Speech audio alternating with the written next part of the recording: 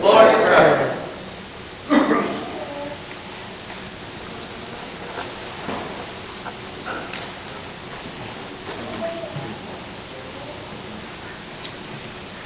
Some imagine that this incident where Jesus was coming through the door, literally, to be just figurative, that somehow he was already in the room, or somehow there was another entrance into the room. There's much speculation as to how he really got in there, because after all, being a man cannot pass through walls and doors.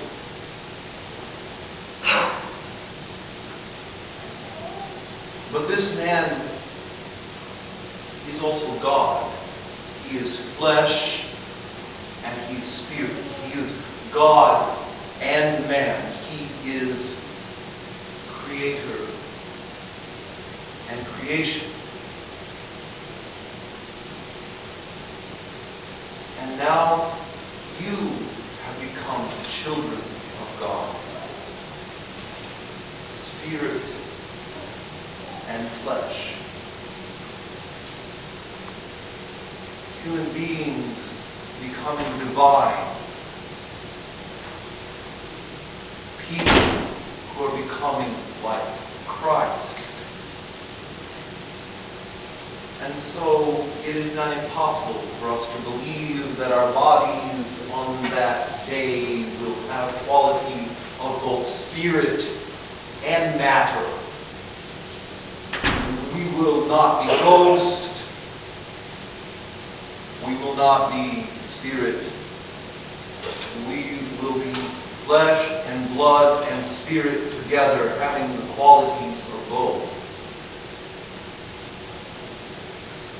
I don't want us to speculate about what kind of spirit body we'll have on that day. It'll be marvelous. But what I want us to think on is that He breathed on them and us at our baptism.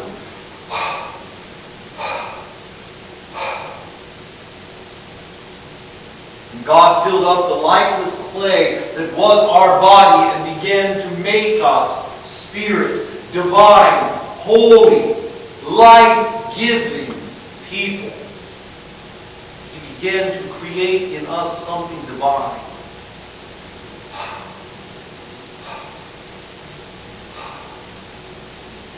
He breathed into that hunk of clay in the garden and made it a life bearing being, made it like Him with His image and likeness. So also He takes hunks and matter of clay like us, earthlings, and makes us and begins to make us divine beings, godlings, human beings.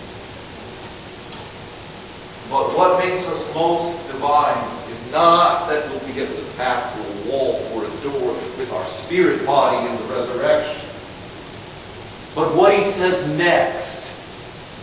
Now, if you all forgive the sins of any, just like me, just like God, just like the Creator, just like He who has all the power in heaven and earth, if you forgive, the sins are gone.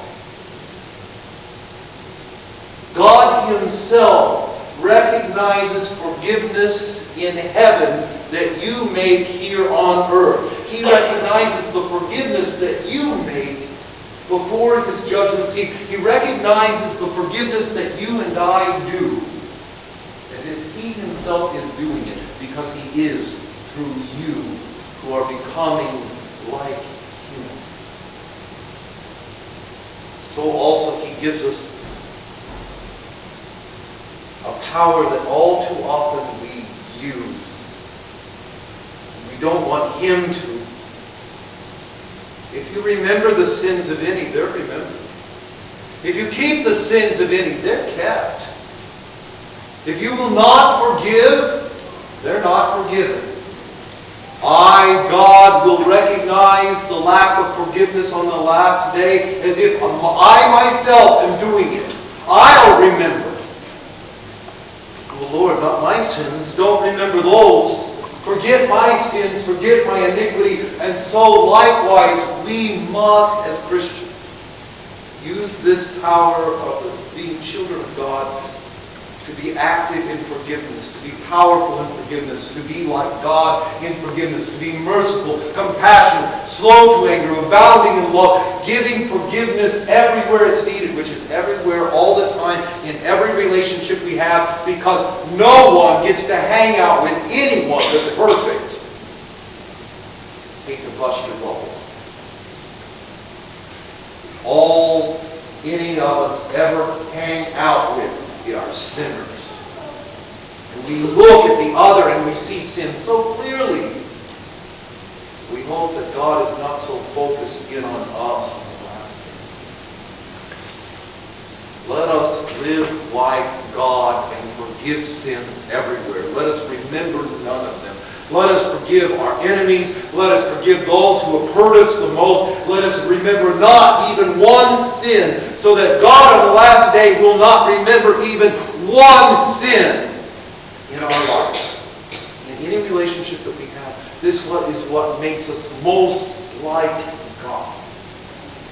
If we can forgive the sins of all who have hurt us, all that have broken our hearts, all who have broken dreams, all who have broken covenants, promises. If we can forgive the sins of them, and the promise is, I will not remember yours either. And this is the greatest promise that we've been given in the resurrection. Christ is risen. Christos voskres.